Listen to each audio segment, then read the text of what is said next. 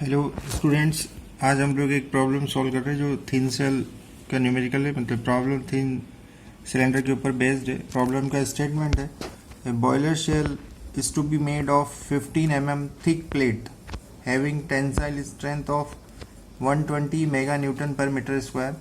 If the efficiencies of the longitudinal and circumferential joints are 70% and 30% respectively, determine maximum. First एक determine करना है maximum permissible diameter of the shell for an internal pressure of 2 mega newton per metre square. और एक और निकालना है हमें permissible intensity of internal pressure when the shell diameter is 1.5 metre. ये दोनों कंडीशन इनको हम लोग सॉल्व करते हैं। तो आप जानते हैं कि जो ये फॉर्मूला आता है circumferential stress sigma C is equal to P D upon 2t, and एक और फॉर्मूला है हमारा sigma L is equal to P D upon 4t। ये फॉर्मूले जब आते हैं जब आप ऐसा मान करके चलते हैं कि जो सिलेंडर है वो एक कास्टिंग से बना है, मतलब उसमें कहीं कोई जॉइंट नहीं है। लेकिन एक्चुअल में क्या होता है कि एक्चुअल में जैसे ये सिलेंडर है और सपोज ये इसका एक लॉन्गिट्यूडिनल जॉइंट है ये वाला। तो जब सर्कमफेरेंशियल यहाँ पर एक स्ट्रेस एलिमेंट ले लेते हैं तो सर्कमफेरेंशियल स्ट्रेस का ये जो सर्कमफेरेंशियल स्ट्रेस लगती है तो उसमें इस जॉइंट की टेस्टिंग होती है, लॉन्गिट्यूडिनल जॉइंट की। तो ये जो फॉर्मूला है सिग्मा सी, इसको हमें मॉडिफाइड करना पड़ता है। सिग्मा सी जब इसका यहाँ से इस जॉइंट की जो एफिशिएंसी होती है उसके टर्म में ये फॉर्मूला हमारा चेंज हो जाता है, वो हो जाता है पी डी अपॉन 2t। और ये जो एफिशिएंसी है वो लॉन्गिट्यूडिनल है, इसलिए इसका एफिशिएंसी ये ईटा एल से यहाँ पर इसको मल्टीप्लाई करना पड़ेगा यहाँ पर, क्योंकि ये सर्कमफेरेंशियल में लॉन्गिट्यूडिनल की एफिशिएंसी आती है। ऐसे ही आप जब सिग्मा एल लॉन्गिट्यूडिनल स्ट्रेस निकालेंगे तो वो पी डी अपॉन 4t और उसमें जो एफिशिएंसी होगी वो सर्कमफेरेंशियल की आएगी। तो ये जो फॉर्मूला है ये इसमें यहाँ पर ये करेक्शन कर कर अब ये जब ये जॉइंट आता है लॉन्गिट्यूडिनल जॉइंट हो या सर्कमफेरेंशियल जॉइंट, इस डायरेक्शन में सर्कमफेरेंशियल जॉइंट होगा पूरी इसमें पेरीफेरी पर। तो जब सर्कमफेरेंशियल जॉइंट हो या लॉन्गिट्यूडिनल जॉइंट हो तो ये जो फॉर्मूले होते हैं ये ऐसे चेंज हो जाते हैं। इसके बेस्ड पर हम लोग ये न्यूमेरिकल सॉल्व करते हैं कि जैसे इसमें दिया हुआ है सिग्मा सी सर्कमफेरेंशियल स्ट्रेस जो होता है वो tensile strength 120 mega newton per metre square. तो ये जो टेंसाइल स्ट्रेंथ है इसको मान लो यील्ड स्ट्रेंथ मान लें तो ये 120 into mega newton per metre square लिख देता हूँ इज इक्वल टू 120। और ये यही mega newton per metre square ये मेगा पास्कल के बराबर होगा, क्योंकि Newton per metre square pascal होता है।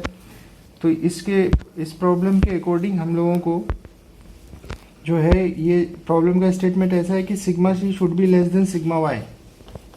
तो ये जो सिग्मा सी है सर्कमफेरेंशियल स्ट्रेस ये लेस देन और इक्वल टू होना चाहिए सिग्मा वाई, इससे ज़्यादा नहीं होना चाहिए। तो इसमें हम लोग बिल्कुल बॉर्डर केस ले लेंगे मैक्सिमम के लिए। तो अभी sigma C should be less than sigma Y, और एक और हमारा ये रहेगा sigma L should be less than sigma Y. दोनों से हम लोग यहाँ पर एक बार डायमीटर निकाल लेंगे, यहाँ पर रख करके जैसे सिग्मा सी बराबर रख देंगे P D upon 2t should be less than और इक्वल टू सिग्मा वाई। और एक कंडीशन ये लगा देंगे P D upon 4t should be less than equal to sigma Y. तो जब हम लोग ये फर्स्ट इसको करते हैं यहाँ से सॉल्व तो हमें मिलता है पी डी अपॉन, मतलब अब इसमें वैल्यू रख देते हैं पी की जगह, पी दिया हुआ है 2 mega newton per metre square, तो ये 2 मेगा पास्कल के बराबर होता है। पी की जगह 2 रख देंगे। डी डायमीटर ये तो हमें निकालना ही है, और P D upon 2 into T thickness इसका 15 दिया हुआ है इंटू एफिशिएंसी लॉन्गिट्यूडिनल जॉइंट की एफिशिएंसी 70% है, तो ये हो जाएगा 0.7 should be less than sigma Y यहाँ पर 120 है। तो इसको अगर सॉल्व करके अगर आप डायमीटर निकालते हैं तो डायमीटर आता है, diameter should be less then आता है 1260 mm। और ऐसे ही अगर इसको सॉल्व करते हैं P D upon 4t eta C should be less than sigma Y, इसमें अगर वैल्यू रखें पी की जगह आपका प्रेशर 2 मेगा पास्कल है, डायमीटर तो आपको निकालना है upon 4 into T thickness 15 mm है। और ये जो एफिशिएंसी है वो 30% है, तो 30% का 0.3 should be less than 120 megapascal. तो आंसर सीधे सीधे मिलीमीटर में आएगा। इससे डी आता है, D should be less then 1080 mm। तो इसमें कौन सा हम लोग डायल है, एक से कंडीशन से आ रहा है 1260 से छोटा आना चाहिए, एक से आ रहा है diameter should be less then 1080। तो इसमें कौन सा वाला डायमीटर लिया जाएगा, इसमें जो दोनों कंडीशन को फुलफिल कर दे। तो हम लोग इसका डायमीटर जो होता है 1080 से कम होना चाहिए।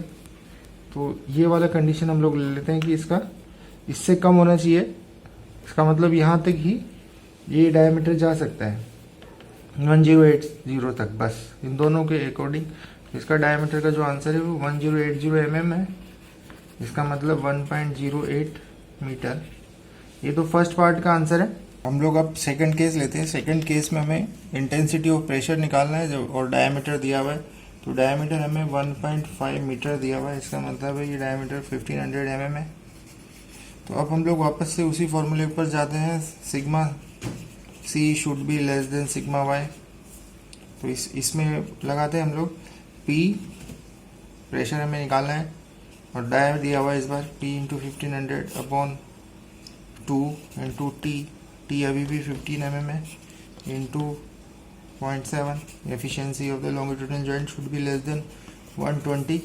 इससे जो प्रेशर की वैल्यू आती है वो शुड बी लेस देन आता है 1.68 मेगापास्कल। और जब इसी को सर्कमफेरेंशियल की जगह लॉन्गिट्यूडनल करेंगे तो longitudinal stress should be less than sigma. ये जो स्ट्रेंथ है इससे कम होना चाहिए। अगर इससे ज़्यादा हो जाएगा ये तो ये फेल हो जाएगा। और आप जानते हैं क्रिटिकल जो फेलियर है वो ये है सिग्मा सी, सर्कमफेरेंशियल स्ट्रेस। तो इसमें यहाँ पर रखते हैं हम लोग P into D upon 4 into T into इसकी efficiency 30% that is 0.3 should be less than 120 megapascal. इससे जो हमारा P निकल के आता है वो लेस देन आता है 1.44 मेगापास्कल। तो इन दोनों कंडीशन को फुलफिल कर दे, P should be less then 1.68, P should be less then 1.44। तो वो हमारा है, इसका आंसर है pressure should be less then 1.44। इससे कम या इसके बराबर तो हम लोग 1.44 तक जा सकते हैं, इससे ज़्यादा नहीं जा सकते। तो ये सेकंड केस का आंसर ये है, फर्स्ट केस का आंसर ये है 1.08 मीटर।